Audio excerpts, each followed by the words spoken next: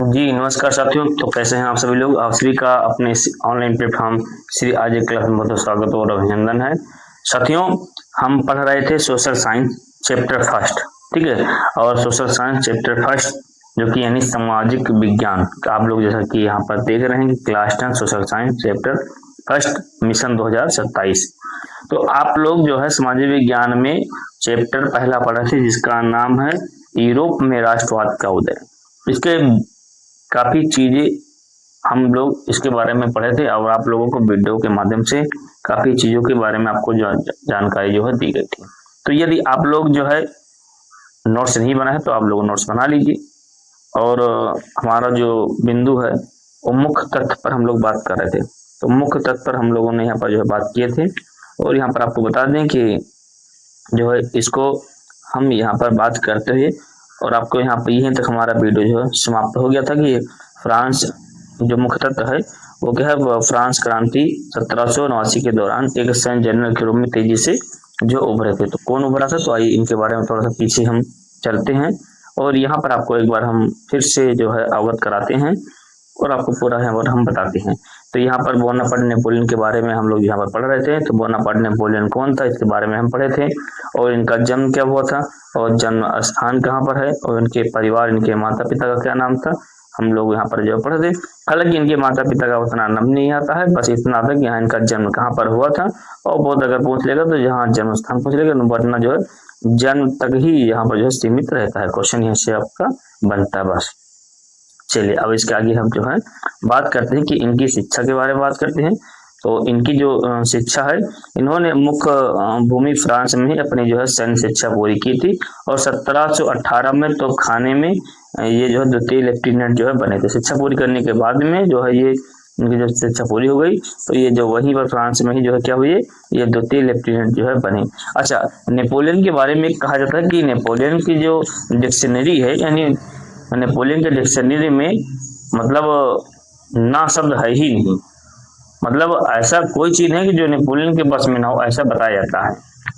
तो हालांकि ये बहुत ही पॉजिटिव व्यक्ति थे और इनके साहस प्रक्रम के द्वारा ही इनको जो है लेफ्टिनेंट बना था, इनको बनाया गया था, ठीक है। तो आइए हम बात करते हैं इनकी कुछ मुख्य तथ्य के बारे में। तो वो इनका जो उदय है वो फ्रांसीसी क्रांति 1789। अब यह एक क्वेश्चन यहाँ से बनता है कि यदि आपसे क्वेश्चन बने कि फ्रांसीसी क्रांति कब हुई थी, तो 1789 में जो है फ्रांस की क्रांति हुई थी। और कब से कब तक अगर बात करें, 1789 से लेकर के 1799 तक ये जो यहाँ पर क्रांति हुई थी, फ्रांस की क्रांति। तो इस दौरान ये एक सैन्य जनरल के रूप में तेजी से जो है उभरे थे, क्योंकि इनका पराक्रम, इनका साहस और जो है क्योंकि ये जो है सैन्य शिक्षा पूरी करने के बाद में ये जो है वहां पर जो है ये लेफ्टिनेंट बने और इनको जनरल जो है सैन्य जनरल इनको यहाँ रूप में इनको नियुक्त कर दिया गया। और यहाँ पर एक अपने पराक्रम साहस के कारण से उस समय ये जो है ज्यादा जो है उभर करके आएगी, जिसमें फ्रांस की क्रांति हो रही थी और उस फ्रांस की क्रांति में इन्होंने अपना पराक्रम दिखाते हुए विजय प्राप्त किया, जिस कारण से और इनको जो है 1804 में जो है इनको जो है क्या किया गया, खुद को फ्रांस का एक सम्राट घोषित कर दिया गया। तो खुद को ये जो है सम्राट के फ्रांस घोषित हो गए कब, 1804 में। तो यदि आपसे क्वेश्चन बने कि बताइए कि नेपोलियन को जो है फ्रांस का सम्राट कब घोषित किया गया, तो 1804 में। ये डेट आप लोग जो है याद रखिएगा और फ्रांस की क्रांति का ये डेट आप लोग जो है याद रखिएगा। चलिए आइए हम आगे बढ़ते हैं। अब बात करते हैं इनकी हम उपलब्धियों के बारे में। यहाँ पर तो इनकी क्या क्या उपलब्धियां रही हैं, ठीक है। तो इनकी उपलब्धियों के बारे में हम लोग बात करते हैं। तो यहाँ पर मैं आपको बता दूं कि इन्होंने नेपोलियन संहिता से कई प्रशासनिक सुधार किए, कई सुधार जो है इन्होंने किया और लागू भी किया और सैन्य अभियानों में विजय प्राप्त की, क्योंकि ये सैन्य के जो है लेफ्टिनेंट जनरल भी थे।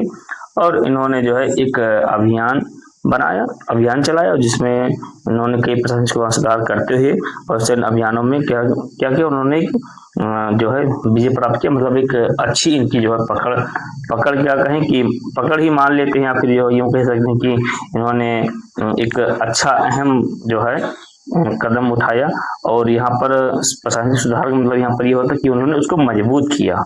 जो इनकी जो सैन्य व्यवस्था थी, देखो आज के समय में कोई भी चाहे पहले भी राजा महाराजा रहे हो या फिर आज के समय में कोई देश रहा हो, यदि उसकी सैन्य व्यवस्था यदि मजबूत है तो आप किसी पर भी आक्रमण कर सकते हैं। ठीक है, तो सैन्य व्यवस्था मजबूत होनी चाहिए। और फिर अंततः 5 मई 1821 को सेंट हेलेना द्वीप पर इनकी जो है क्या हो जाती है, निधन हो जाती है, मतलब इनकी मृत्यु हो जाती है। तो क्वेश्चन अगर पूछे कि बताइए कि इनका जो है निधन कब हुआ या इनकी मृत्यु कब हुई, तो 5 मई 1821 को जो है इनका जो है क्या हो गया, निधन हो गया। कहाँ पर हुआ था, तो यह हेलेना द्वीप पर जो है इनका जो है निधन हुआ था। ठीक है, तो कभी कभी ये भी जो क्वेश्चन जो है पूछ लिए जाते हैं। अब चलिए, नेपोलियन को न केवल एक महान, देखो ये वही बात यहाँ पर आ गई ना कि अभी जो बात मैंने पिछले यहाँ पर जो है बारे में बताया था कि नेपोलियन को न केवल एक महान सैन्य रणनीतिकार के रूप में माना जाता है, बल्कि उन्होंने आधुनिक फ्रांस यूरोप के इतिहास को भी काफी जो है प्रभावित किया। क्योंकि बताया जाता है कि नेपोलियन एक रणनीतिकार के रूप में तो मतलब उनको जाना जाता ही था, और एक आधुनिक जो फ्रांस और यूरोप के उसमें के जो इतिहास को भी काफी उन्होंने प्रभावित, मतलब लोग वहाँ के लोग भी काफी इंस्पायर हुए, क्योंकि इनके भी वर्चस्व बढ़ता गया और एक पावरफुल आदमी थे, जहाँ पर जाते वहाँ पर ये जो है विजय इनका होता था, हमेशा जो जीतते ही थे। इस कारण से इनका जो है उसमें जो है बोलबाला भी था। चलिए अगला, फिर अगला आता है कि बिस्मार्क। देखो यहाँ पर लिखा हुआ है बिस्मार्क कौन था, इसको आप कह सकते हैं कि ऑटोवान बिस्मार्क कौन था, क्योंकि आपको यहाँ पर मिलेगा कि ऑटोवान बिस्मार्क कौन थे या बिस्मार्क कौन था। ठीक है, तो आप दोनों एक ही व्यक्ति हैं, बिस्मार्क कौन था चाहे कहे और या फिर कहे ऑटोवान बिस्मार्क कौन था। तो 19वीं सदी की एक महान प्रशियाई राजनेता थे। अभी प्रशियाई क्या चीज होता है, यहाँ पर लिखा है प्रशियाई राजनेता। तो प्रशियाई राजनेता है क्या चीज, तो आपको बता दें कि जो प्रशियाई जो एक क्या है, एक देश हुआ करता था प्रसा, जिसको बोलते थे प्रसा के नाम से इसको जो हमें जानते थे। वर्तमान समय में कोई संत देश नहीं है, बल्कि एक ऐतिहासिक साम्राज्य था, पहले था, वर्तमान में कोई संत देश नहीं है, पहले जो एक ऐतिहासिक साम्राज्य था। और मूल रूप से आज के समय में अगर हम कहें तो मूल रूप से जर्मनी का एक शक्तिशाली राज्य था जो पहले हुआ करता था, जो उत्तरी और पूर्वी जर्मनी के भाग में थे। और आज की अगर हम वर्तमान स्थिति के बारे में कहें तो इनका अधिकांश भूभाग जो है आधुनिक जो मतलब जो भूभाग है इसका पोलैंड और रूस का हिस्सा है, जबकि कुछ इसके जो हिस्से हैं वो यूरोपीय देशों में क्या हुआ है, बट गया है। ठीक है, तो एक बार मैं फिर आपको बता दूं कि जो प्रसा है, यानी ये जो आप यहाँ पर प्रशियाई यहाँ पर जो देख रहे हैं, प्रसा यानी वर्तमान समय में कोई देश है नहीं भैया, और पहले जो इसके जो थे एक ऐतिहासिक इसका एक साम्राज्य था। ठीक है, और मुख्य रूप से जर्मनी का एक जो है मुख्य रूप से जो प्रसा जो है एक जर्मनी का एक जो है एक बहुत बड़ा शक्तिशाली राज्य जो है हुआ करता था, जो कि उत्तरी और पूर्वी जर्मनी का जो है हिस्सा था, भाग था। और अगर वर्तमान की स्थिति के बारे में बात करें तो वर्तमान स्थिति इसका अधिकांश जो भूभाग है वो पोलैंड और रूस का जो है हिस्सा है, और इसके जो कुछ जो भूभाग हैं इसके प्रसा के, ठीक है, प्रसा नहीं प्रशियाई, तो प्रसा के जो कुछ हिस्से हैं वो यूरोपीय देशों में क्या हुए हैं, बढ़ गए हैं। और ठीक है, तो ये तो आपको प्रसा के बारे में जानकारी हो गई।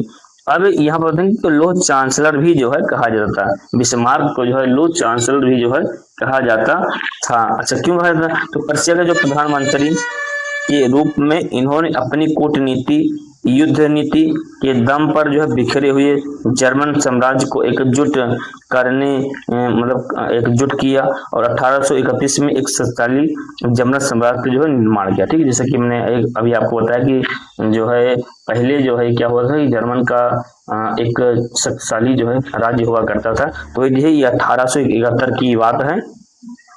तो 1871 में एक शक्तिशाली जर्मन साम्राज्य का जो क्या हुआ, एक निर्माण हुआ। ठीक है, अब अगला यहाँ पर आता है कि बिस्मार्क ने जर्मनी के एकीकरण करने के निम्नलिखित रणनीतियों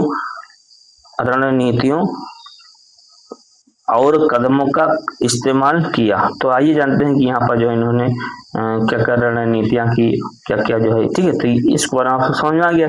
अब बात करते हैं कि बिस्मार्क ने जर्मनी के एकीकरण करने के लिए निम्नलिखित रणनीति और कदम क्या क्या उठाई, आइए हम इसके बारे में हम जानते हैं। तो देखिए यहाँ पर बताया गया कि रक्त और लोहे की क्रांति। तो अब ये रक्त और लोहे की क्रांति क्या है? तो जो बिस्मार्क का मानना था, मतलब इनका कहना था कि जर्मनी की जो समस्या है, अगर उसका यदि आप क्या कहते समाधान चाहते हैं, तो वो भाषण और बहुमत से काम नहीं बनेगा, बल्कि केवल एक सैन्य शक्ति और युद्ध के माध्यम से ही जो है इसको जीता जा सकता है, इसकी समस्या को समाधान किया जा सकता है। और इन्होंने इसी उद्देश्य के लिए प्रशिया की सेना को आधुनिक और बेहद शक्तिशाली जो है बनाया था। अभी प्रशिया के बारे में हमने बात किया था, तो जो प्रशिया के बारे में अभी हमने जो बात किया, तो इसी को इन्होंने क्या किया, एक शक्तिशाली और बेहद आधुनिक जो है क्या बनाया, एक जो है एक राज्य बनाया। अच्छा, इसको बनाने का कारण क्या था? तो किसी भी देश या कोई भी राज्य हो, कोई भी राज्य क्या देश ही मान लेते हैं, कोई भी अगर देश हो, अगर उसको शक्तिशाली बनाना है तो भैया उसकी सैन्य सुरक्षा बहुत मजबूत होनी चाहिए। यदि आपकी सैन्य सुरक्षा नहीं मजबूत, तो मान लीजिए कि आप जो है बहुत शक्तिशाली देश है, वो बहुत शक्तिशाली देश माना जाता है। क्योंकि भैया देखो बात क्या है कि यदि कोई बात विवाद होगा, तो यदि सेना व्यवस्था उसकी मजबूत है तो तुरंत आक्रमण करेगा, उस पर विजय प्राप्त करेगा, तो सारे देश उससे जो है डरेंगे। तो जाहिर सी बात, तो इन्होंने ये समझा कि जो ऑटो वन बिस्मार्क थे कि अगर जर्मनी की जगह समस्या का समाधान करना है, तो इन्होंने रक्त और लोहे की नीति अपनाई। अब यहाँ पर क्वेश्चन क्या बनता है कि रक्त और लोहे की नीति अपनाने वाले कौन व्यक्ति थे? तो भैया ऑटो वन बिस्मार्क थे, क्योंकि इनका मानना था कि अगर जर्मनी की समस्या का समाधान करना है, तो वहां भाषण और बहुमत से काम नहीं बनेगा। ऐसा नहीं कि लात के भूत बात से नहीं मानते हैं, तो जहां बात लोग ना माने, तो वहां फिर जो है फिर महाभारत तो होना ही होना है। तो और इसके लिए आपको फिर क्या करना चाहिए? तो इसके लिए जो सैन्य शक्ति है वो आपको वहां पर बहुत मजबूत होनी चाहिए, जबकि युद्ध के दौरान आप वहां पर दुश्मनों से विजय प्राप्त कर सकें। और ये काम इन्होंने किया, प्रशिया की सेना को आधुनिक और बेहद बनाया और शक्तिशाली बना करके फिर वहां पर जो है समस्याओं का समाधान किया। अब यहाँ पर हम बात करते हैं कि जो है आगे जर्मन की जो स्थापना फ्रांस पर शानदार जीत के बाद 18 जनवरी और 1871 को वर्साई के शीर्ष महल में एक भव्य समारोह आयोजित किया गया। तो जर्मन की जब स्थापना फ्रांस पर शानदार तो जर्मन की स्थापना की गई और फ्रांस पर ये जो है क्या गए शानदार जो है जीत हासिल की। जीत हासिल करने के बाद में 18 जनवरी 1871 को वर्साई के शीर्ष महल में एक भव्य समारोह का आयोजन किया गया और इसी समारोह में जर्मन के सभी राजाओं को वहां पर जो शामिल किया गया, मतलब सब लोग वहां पर आए और मिलकर के प्रशिया के जो राजा थे विलियम प्रथम को एकीकृत जर्मनी का क्या सम्राट घोषित कर दिया गया। ठीक, तो वहां पर जो है ये क्या हो गए, सम्राट के रूप में यहाँ पर जो है घोषित हो गए। अब यहाँ पर आता है कि अगला यहाँ पर एक क्वेश्चन आपका जो यूपी बोर्ड में पूछे जाने वाला खूब बेहतर तरीके से क्वेश्चन बने हैं और बनते भी हैं कि यहाँ पर है कि अर्नेस्ट रेनन कौन थे? तो भैया अर्नेस्ट रेनन जो थे एक फ्रांस के एक प्रमुख एक दार्शनिक थे। तो अर्नेस्ट रेनन कौन थे? तो एक प्रमुख फ्रांसीसी दार्शनिक थे, मतलब इतिहासकार और लेखक थे। तो इन्होंने मुख्य रूप से 19वीं सदी के राष्ट्रवाद सिद्धांतों और धर्म के इतिहास पर किए गए कार्यों के लिए इनको जो है जाना जाता है। ठीक है, तो इन्होंने एक धर्म और इतिहास पर जो इन्होंने अपना योगदान दिया, उस पर जो कार्य किया, इसके लिए जो है अर्नेस्ट रेनन को जाना जाता है।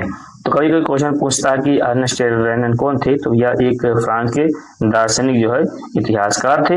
अगर क्वेश्चन नहीं पूछे कि ये इनको किस सिद्धांतों के आधार पर इनको जाना जाता है, तो यह धर्म और इतिहास पर इन्होंने एक इनके कार्यों के लिए, अच्छे कार्यों के लिए इनको जो है एक जाना जाता है, क्योंकि एक ये इतिहासकार, एक लेखक थे, एक दार्शनिक व्यक्ति थे। तो हुआ क्या कि जो है अब ये राष्ट्र क्या है, इन्होंने इस पर जो है इन्होंने अपना विचार जो है विमर्श किया था। तो एक विश्वविद्यालय था, यहाँ पर अपना ये जो इनका भाषण चल रहा, तो इन्होंने बताया कि यह राष्ट्र क्या है। तो इन्होंने तो सोरबन विश्वविद्यालय में एक दिए गए उनके प्रसिद्ध व्याख्यान को एक निबंध के रूप में प्रकाशित किया गया था, और जिसमें उन्होंने राष्ट्र की आधुनिक और व्यापक परिभाषा जो है क्या की थी, वहां पर जो है दी थी। तो उन्होंने बताया कि जो राष्ट्र क्या होता है, तो इस पर इन्होंने जो है एक अपना जो है व्याख्यान दिया था, इस पर एक निबंध के रूप में उनको क्या किया गया था, प्रकाशित किया गया था। तो उन्होंने बताया कि इस पर अपने विचार देते हुए उन्होंने बताया कि ये जो इनका मानना था, मतलब कि राष्ट्र एक लंबे प्रयासों, चाहे वो त्याग हो फिर निष्ठा हो, का जो चरम बिंदु होता है, और शौर्य वीरता से युक्त अतीत के जो महान जो पुरुष के जो नाम और गौरव होते हैं वो सामाजिक पूंजी के मतलब जो है इस प्रकार से मतलब विचार के आधारित हैं। तो इस प्रकार से कुछ इन्होंने वहां पर जो है बताया कि हाँ ये राष्ट्र क्या है, पर इसका कुछ वहां पर लोगों ने इनका जो है विरोध भी क्या सहमत इस बात पर नहीं हुए। तो उन्होंने कहा कि राष्ट्र एक समान भाषा, नस्ल, धर्म या क्षेत्र से बनता है, न कि इससे बनता है। तो हालांकि उनका अपना एक अलग मत था और अर्नेस्ट का एक अलग मत था, लेकिन क्वेश्चन हमसे उस मतलब नहीं है, हमको क्वेश्चन से मतलब है कि क्वेश्चन किस प्रकार से पहुंचे जाते हैं। तो यदि आपसे क्वेश्चन बने कि अर्नेस्ट कौन थे, तो भैया जो है एक फ्रांस के एक दार्शनिक व्यक्ति थे, और इन्होंने किस विश्वविद्यालय में राष्ट्र को राष्ट्र क्या है इसका संबोधन किया था, तो भैया सोरबन। ठीक है, एक बार मैं आपको बता दूं कि यहाँ पर सोरबन विश्वविद्यालय में इन्होंने अपना जो है बताया कि हाँ राष्ट्र क्या है, इस पर उन्होंने एक व्याख्यान दिया था, और यही जो एक चर्चा का विषय बना था। ठीक, चलिए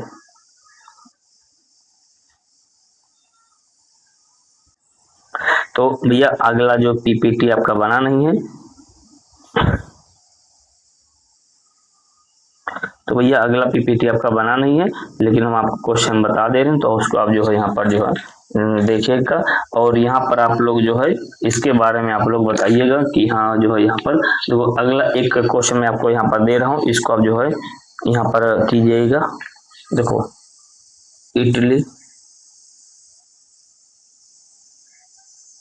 इटली का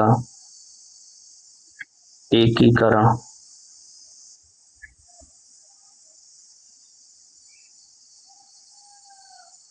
इटली का एकीकरण जो है क्या है, या इटली का एकीकरण प्रक्रिया का वर्णन करो। इटली, ठीक है, इटली के यहाँ पर लिख लो, ये ज्यादा सही होगा। इटली के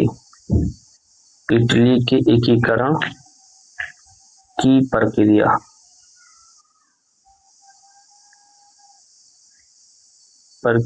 का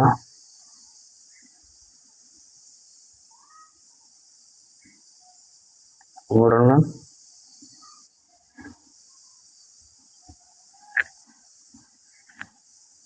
करो।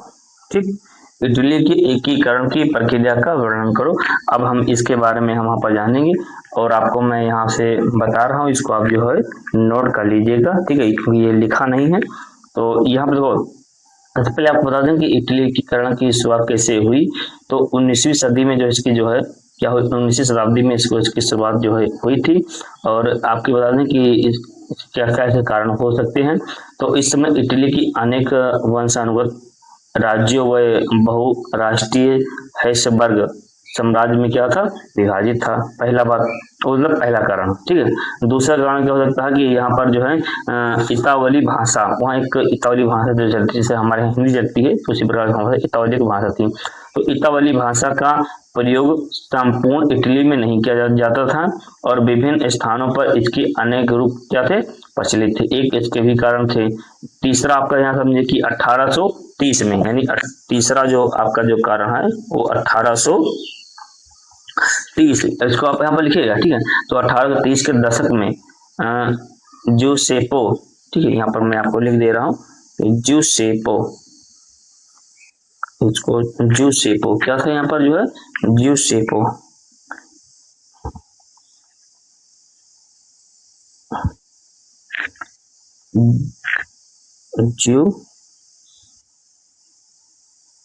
जूसेपो, ठीक, जूसेपो और मैक्सिनी,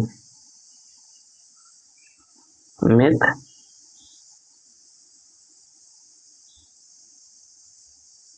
जियोसिपोमेथ्सेनी, ठीक है। ये तीसरा आपको यहाँ पर लिखेगा कि जियोसिपोमेथ्सेनी जो थे, तो 1830 के दशक में जियोसिपोमेथ्सेनी ने इटली को एकीकृत करने के लिए सबसे अधिक कोशिशें की और उसने यंग इटली नामक का एक गुप्त संगठन स्थापित किया। तो क्वेश्चन ये बनता है कि जो है यंग इटली इस नामक गुप्त संगठन का स्थापना कब हुआ? तो 1830 के आसपास में, 1830 में जो है इसका हुआ था, ठीक है। और अगर इसके बारे में और अगर बात करें तो 1861 में विक्टर एमेनुएल द्वितीय को क्या किया था? एकीकृत इटली का राजा बनाया गया और सन 1870 में ये एकीकरण पूर्ण जो है हुआ। अगर अगले की बात करें हम 5वें नंबर की, तो 1860 में दक्षिण इटली व दो सिलियो के राज्यों में जो है सार्डिनिया और पीडमांड जो थे ना, उनके सैनिकों ने प्रवेश किया। यहाँ पर जो है स्थानीय कृषकों की सहायता से वो जो है स्पेन को जो क्या था, हरा दिया था। तो मैं आपको इसको रफली में बता रहा हूँ कि हालांकि जब अगला मैं वीडियो उसको अपलोड करूंगा तो ये सारी जो चीजें हम उसको वहाँ पर लिख करके वहाँ पर जो अपलोड कर देंगे। आप लोग वहाँ से टेंशन मत लीजिएगा क्योंकि पीपीटी बन नहीं पाया है, तो जिस कारण से आपका आज का वीडियो यहीं पर समाप्त होता है और लगभग में ये वीडियो समाप्त है। अब इसके हम जो एमसीक्यूज लेकर आएंगे और एमसीक्यूज के माध्यम से आप लोगों की तैयारी बेहतरीन भव्य और दिव्य होगी। तो आप लोग बने रहिए हमारे साथ और मिलकर के आप लोग अपनी तैयारी को बेहतरीन बनाइए और थोड़ा सा शेयर कर दीजिए ताकि जितने ज़्यादा लोग जुड़ेंगे तो इससे हमारी ऊर्जा और मजबूत होगी, हमको ऊर्जा मिलती रहेगी, तो जिससे हम कि आप लोगों के लिए एक अच्छा सा वीडियो बना करके और आपकी तैयारी में 4 चांद क्लास लगाने वाली जो है क्लास बेहतरीन क्लास रहेगी। तो तब तक के लिए आप स्वस्थ रहिए, मस्त रहिए और मिलते हैं फिर एक नए वीडियो के साथ। जय हिंद, जय भारत।